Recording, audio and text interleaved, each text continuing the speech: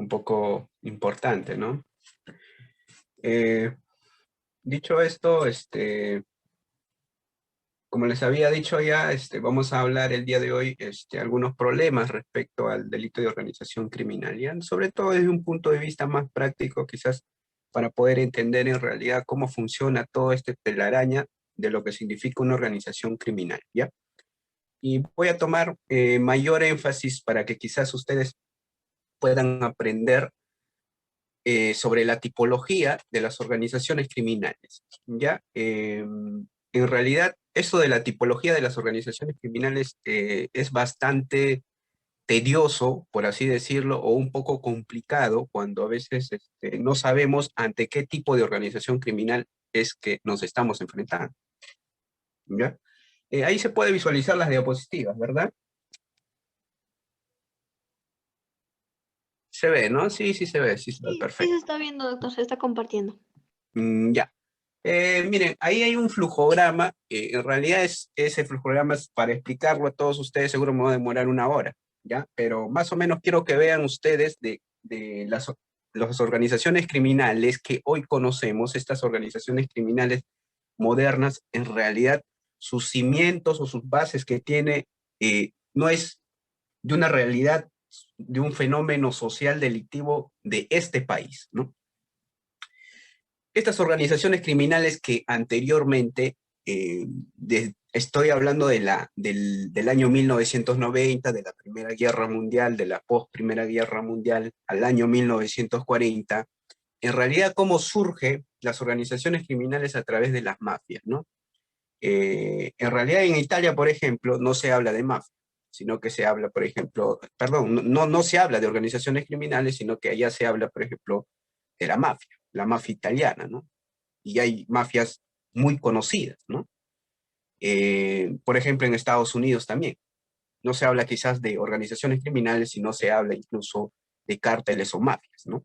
Que se formaron estos en el año 1910, en el año 1920, pero siempre en realidad el, una forma de asociarse para poder cometer delitos, el hombre siempre lo ha realizado, ¿no?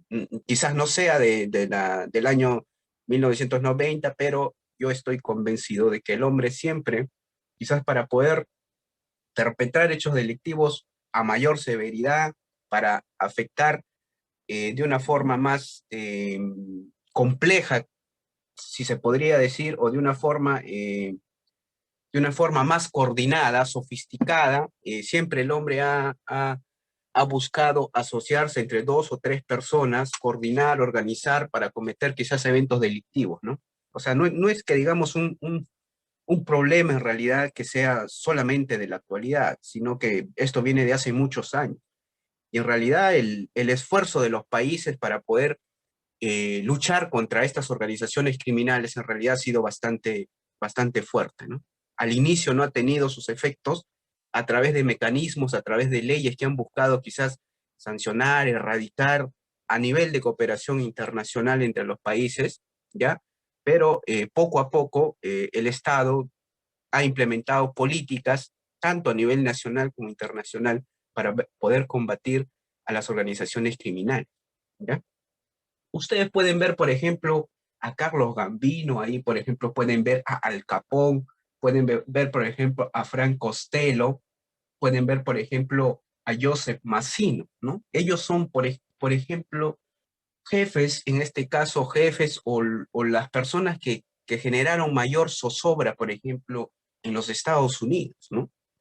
Ellos formaron familias en Estados Unidos. La familia en Estados Unidos no es que, digamos, los vínculos que nos unen, por ejemplo, por cuestiones de apellido, sino que venían a ser aquellos vínculos que existían entre un grupo de personas, pero que compartían fines delictivos comunes. Se dedicaban, por ejemplo, ¿a qué? A la defraudación al fisco federal, se dedicaban, por ejemplo, al tráfico de qué? De estupefacientes, se dedicaban, por ejemplo, al contrabando, por ejemplo, del alcohol, del tabaco. Entonces, buscaban fines delictivos comunes. Entonces, se reunían entre personas para cometer ciertos delitos, ¿no? Entonces, eso era una familia familias que nacieron en Estados Unidos, que se forman en Estados Unidos, pero que tienen sus cimientos ¿en dónde? Italia.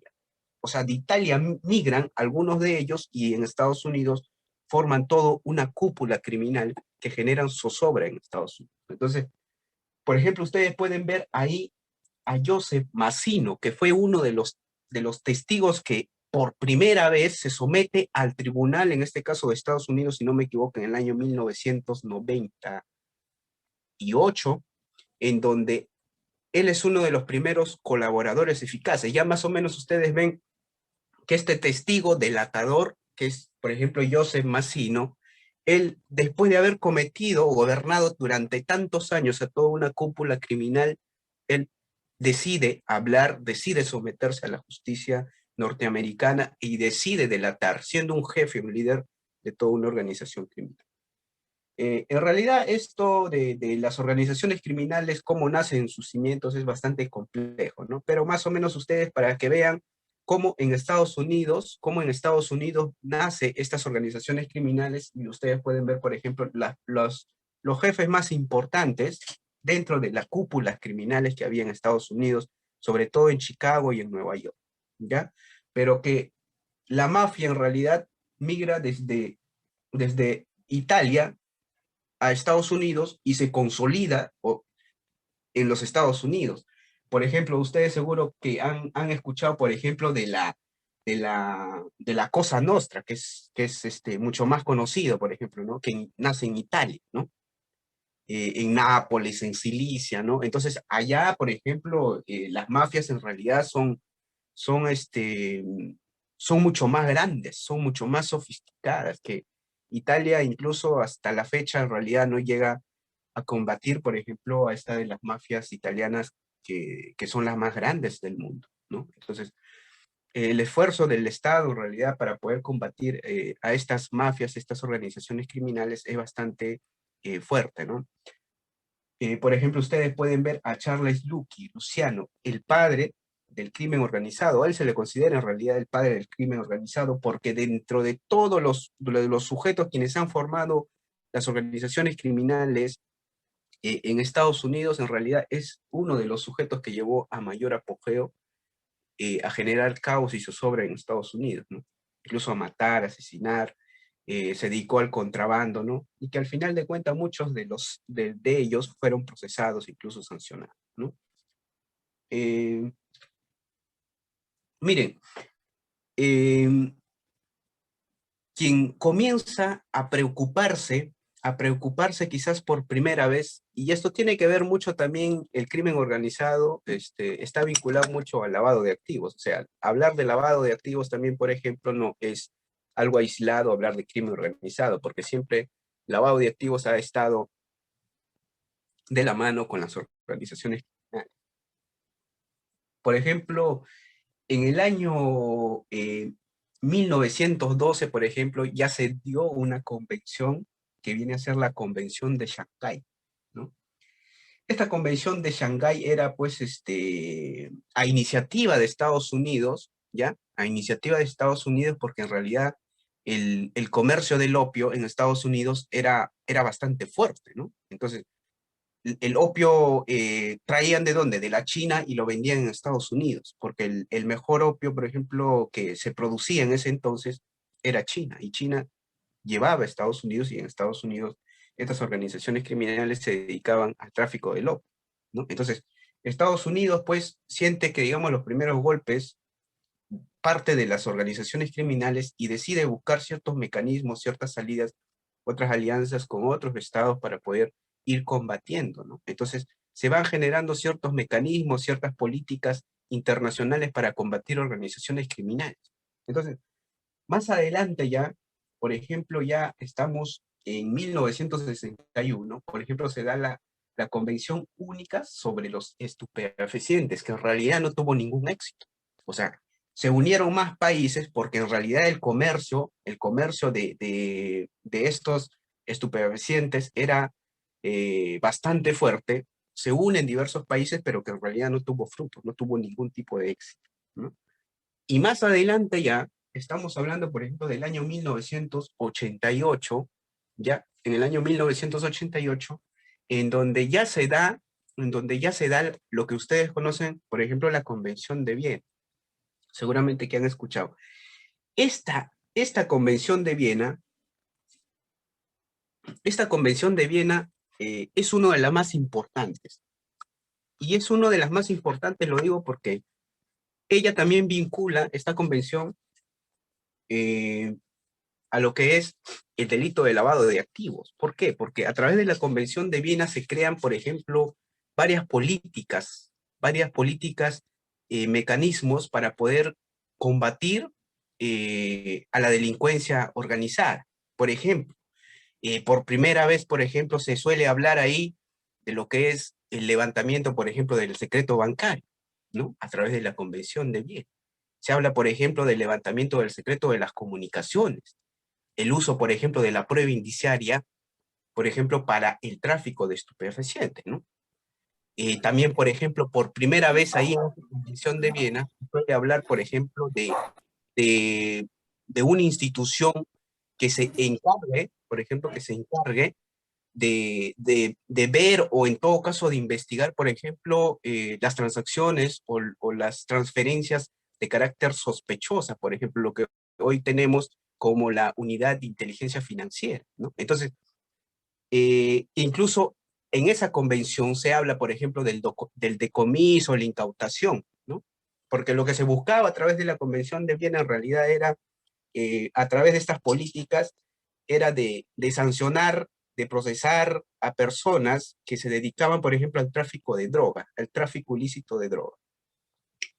La base, la base del delito de lavado de activos que hacen hacer en realidad, que hacen hacer el acto de lavar dinero, nace en realidad del narcotráfico, o sea, del tráfico de los estupefacientes, ¿no? Incluso en el año 1940, ya Estados Unidos sentía ese golpe de lavado de activos. Ojo, en realidad Estados Unidos se preocupó eh, de este delito, no visto desde un punto de vista que digamos a lo que hoy ya lo conocemos, sino que nace la preocupación de Estados Unidos porque habían organizaciones criminales, habían mafias en Estados Unidos que digamos, se dedicaban, por ejemplo, al contrabando del alcohol, ¿ya?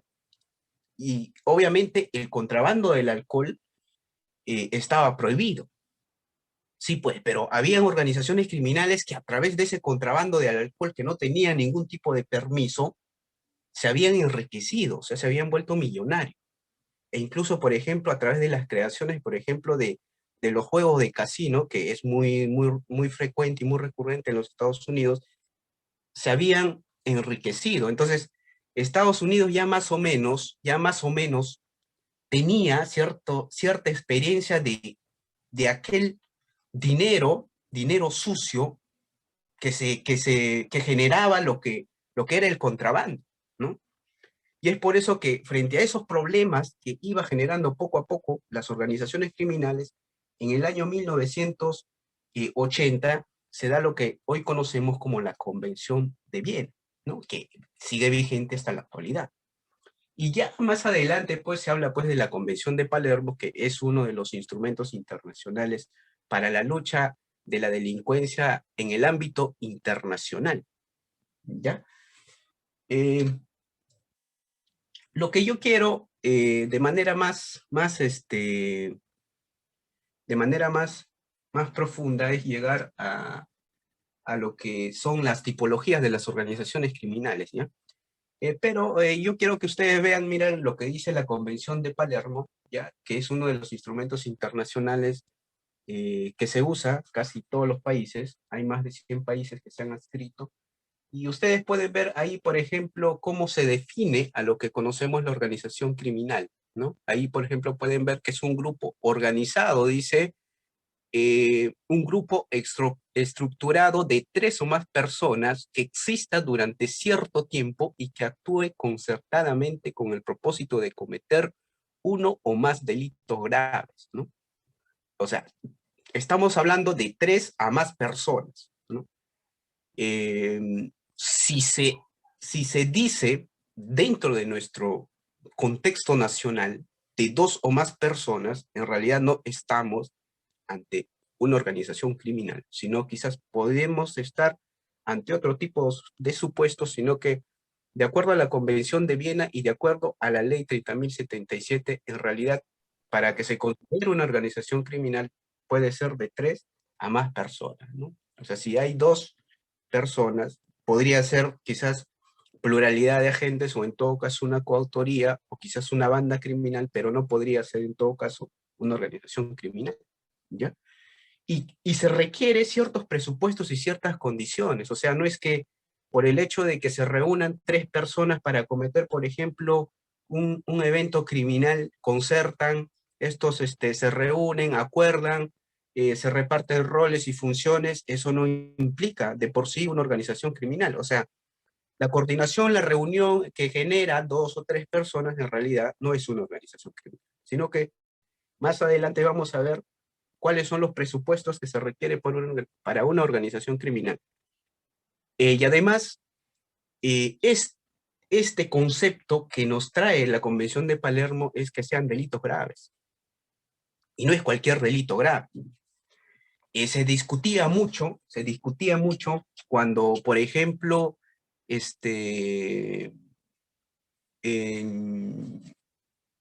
cuando un delito se tiene que considerar grave. Cuando un delito es grave, era la discusión que se generaba cuando se regulaba la Convención de Palermo. ¿Y por qué? Porque en realidad hay legislaciones, ¿ya?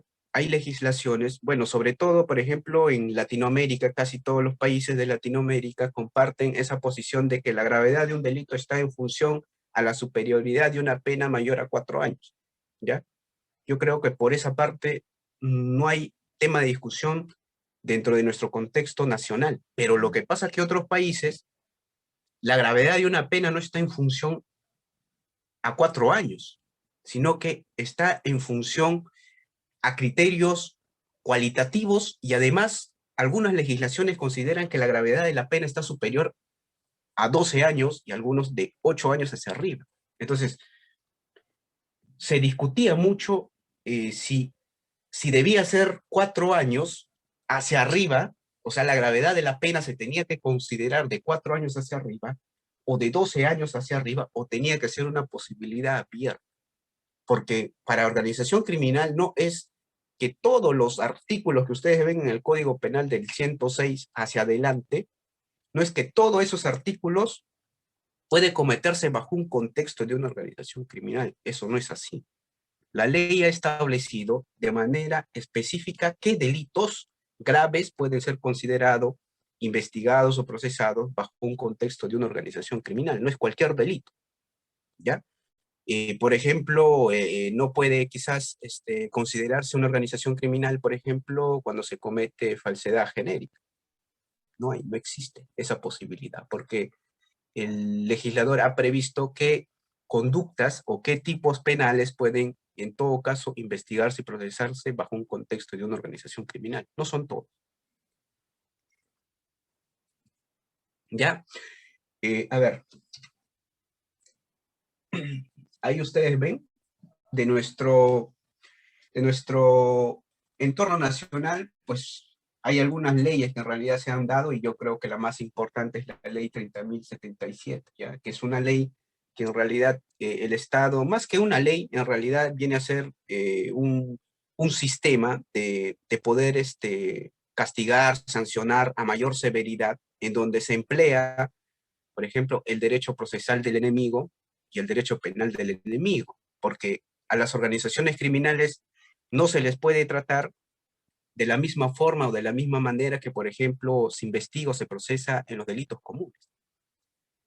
¿Por qué? Porque la complejidad de poder investigar una organización criminal no es tan simple como ustedes se imaginan.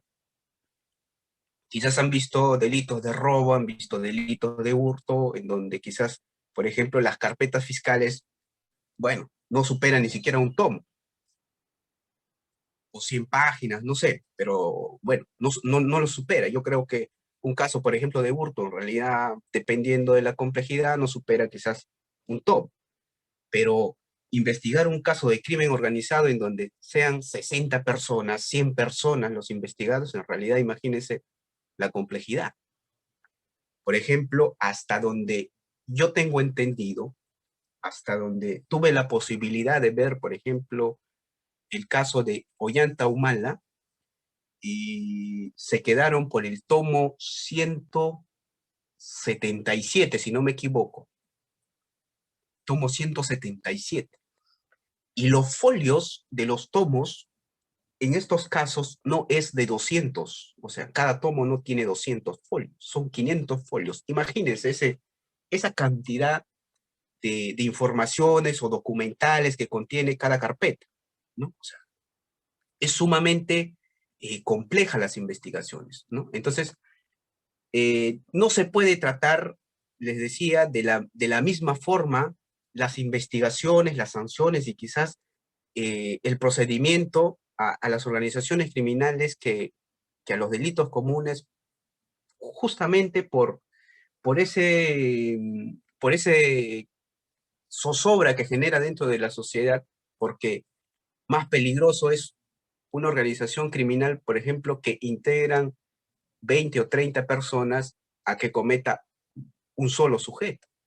Al final de cuentas, tanto de la organización criminal y un solo sujeto son peligrosos, pero que más daño o más afecta a bienes jurídicos son las organizaciones criminales, porque en realidad se dedican a cometer delitos de mayor complejidad, ¿no?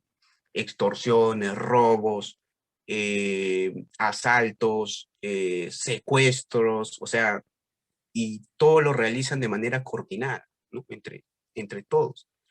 Y otro problema que quizás antes de que se implementara este sistema que nosotros conocemos como el Código Procesal Penal, bueno, nuevo para Lima, que ha entrado en vigencia hace poco, hace 2 semanas atrás, recién a Lima, y con esto ya se está culminando el proceso de implementación del nuevo Código Procesal Penal, ¿no? Guaura tiene ya, va a cumplir este año, si no me equivoco, 15 años de este sistema, y se habla en realidad de una reforma ya procesal, ¿no? Pero lamentable que Lima recién se esté implementando este nuevo sistema, ¿no?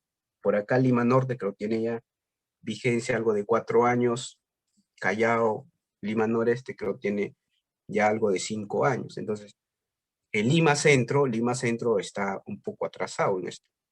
Pero el detalle o el gran detalle que no se percató en todo caso el legislador es, por ejemplo, el tema de los plazos. Ustedes saben que las organizaciones criminales los plazos no son lo mismo. No es lo mismo el plazo que se investiga, por ejemplo, en una investigación común, no es lo mismo porque en una organización criminal la complejidad de las investigaciones amerita mayor plazo. ¿Se dan cuenta? Entonces, 36 meses a veces resulta ser insuficiente para muchos. Cuando uno lo ve desde la óptica de la complejidad, esos 36 meses se te va volando. ¿Por qué? Porque vamos a ver las tipologías y las organizaciones criminales en realidad no es que solamente tienen sus raíces aquí, sino que a veces tienen nexos en el extranjero. Y hay que ir allá a recabar documentales, pericias, ¿no? Así, por ejemplo, como el caso Odebrecht, ¿no? Que sus raíces en realidad no tiene aquí en el Perú, sino que lo tiene en Brasil y lo tiene en Estados Unidos. O sea, ustedes vean el caso Odebrecht, la complejidad que tiene, por ejemplo, en realidad no nace ni siquiera en Brasil, sino que cuando, por ejemplo, Estados Unidos en su bolsa de valores detecta de que hay un dinero que ingresa a Estados Unidos y en realidad su sistema financiero de Estados Unidos, de cómo controla, es mucho más sofisticado que nuestra UIF. Entonces, se percatan de que hay dinero que proviene de fuente extranjera y que ha ingresado a Estados Unidos, pero que no ha sido declarado. Nace el caso en Estados Unidos y manda a Brasil para que se investigue, ¿no? El FBI es, que digamos, mucho más sofisticado en el marco de las investigaciones en temas de lavado de activos, ¿no? Entonces, nace allá Brasil, y de Brasil, Perú. Y no solamente Perú, sino que hay varios países que están inmersos en el caso Odebrecht, ¿no? Y un montón de funcionarios, obviamente, ¿no? Entonces, el legislador no había previsto justamente la complejidad de las organizaciones criminales e incluso se tuvo que crear plazos para poder investigar mucho mayor, que es de 36 meses, ¿no? Entonces, eh,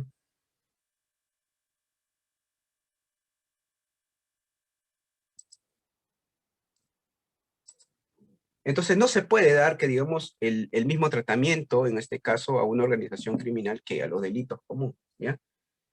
Ustedes pueden ver ahí, por ejemplo, la definición que se le da en este caso ya no en el ámbito internacional, sino dentro de nuestro contexto nacional a lo que significa en realidad una organización criminal.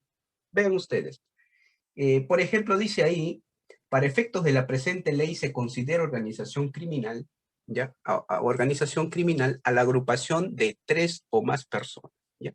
Ese es el elemento personal, que más adelante también lo vamos a analizar, tiene que ser de 3 o más personas, ¿ya? Que se reparten, dice, tareas o funciones. Tareas o funciones implica pues de que una organización criminal que compone 3 a más personas, cada miembro o integrante de esa organización criminal en realidad tiene ciertas funciones dentro de la organización criminal. Por ejemplo, el sicario se encarga, por ejemplo, de matar a alguien porque ese sujeto a quien se le ha estado extorsionando no paga el cupo. Entonces el sicario cumple un rol, cumple una función de matar a ese sujeto que no accedió, por ejemplo, al cobro de los cupos, ¿no? Por ejemplo, el sujeto intermediario cumple una función que recibe la orden del jefe del cabecilla y este le transmite, por ejemplo, a los sujetos de abajo y ellos ejecutan, cometen los actos delictivos. El cabecilla, que muchas veces no se le conoce dentro de una organización criminal, pero que es el que está arriba y cada uno desempeña una función. Vamos a ver organizaciones criminales que en realidad son flexibles y otras son rígidas, ¿no? O sea, hay varios tipos de organizaciones criminales. Y que además, dice, y que además cualquiera sea su estructura y ámbito, ¿no? La estructura implica, pues, unos pueden ser rígidas, otros pueden ser flexibles, ¿no? Y dice por tiempo estable, que puede ser estable o por tiempo indefinido. Por ejemplo, hay una organización criminal que solamente se ha formado, se ha consolidado para una determinada función. Por ejemplo, se ha copado a una municipalidad solamente por ese periodo de gestión, pero es estable, ¿no? O sea, 3 años de gestión, durante esos 3 años, esa organización criminal que integra, por ejemplo, el alcalde, el gerente, el jefe de logística, el tesorero y por ahí otros funcionarios, servidores públicos, esos, esos durante ese tiempo perduran, persisten, tienen carácter estable. Y, y el tiempo indefinido ya viene a ser cuando estos, pese a que quizás eh, se consolidaron o se crearon para quizás solamente cumplir o en todo caso realizar un determinado delito, pero que al final de cuentas ellos perduran en el tiempo, ¿no? No se descomponen, siguen, continúan cometiendo delitos, ¿no? Entonces, eh, estas organizaciones criminales, de acuerdo a lo que dice el artículo 2 de la ley 30.077, pues dentro de cómo funciona, en realidad hay coordinaciones, hay reparticiones de roles, ¿no? Y que efectivamente, pues esto tiene que estar, como ya les había dicho, direccionado para cometer delitos graves. Y nuestra legislación a los delitos graves lo considera mayores a ¿cuánto? A los 4 años hacia arriba, ¿no?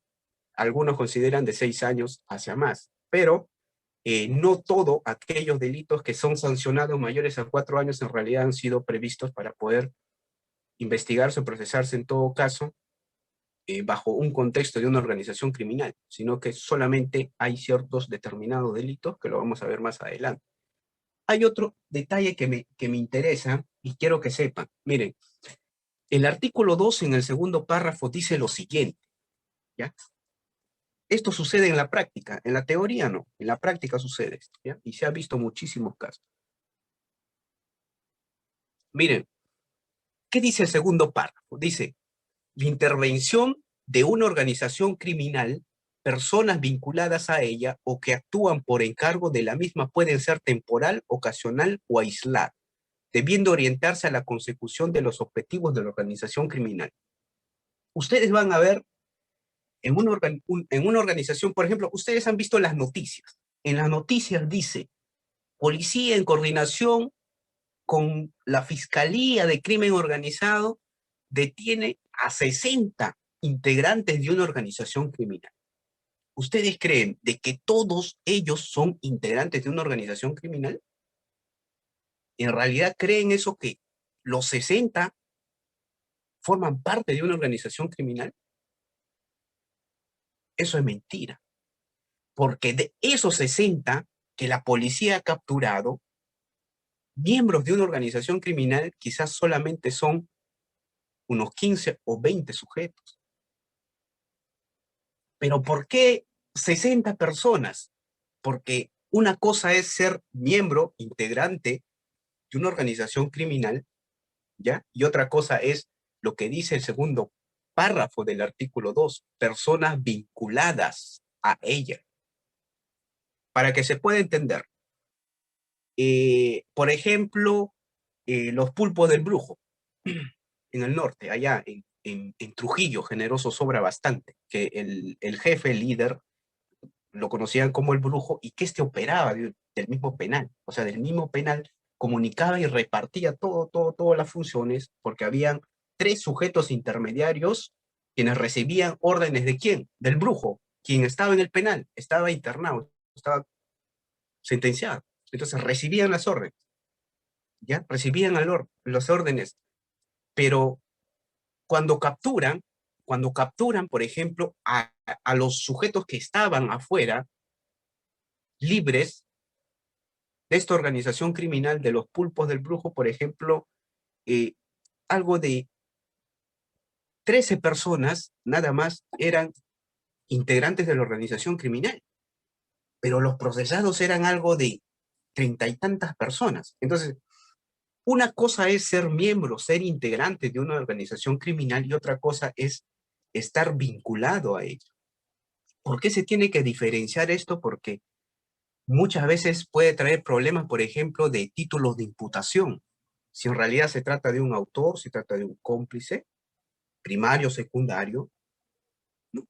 Porque hay personas quienes consolidan una organización criminal y ellos siempre son el núcleo duro de la organización criminal, que de 30 pueden ser 10 o 15.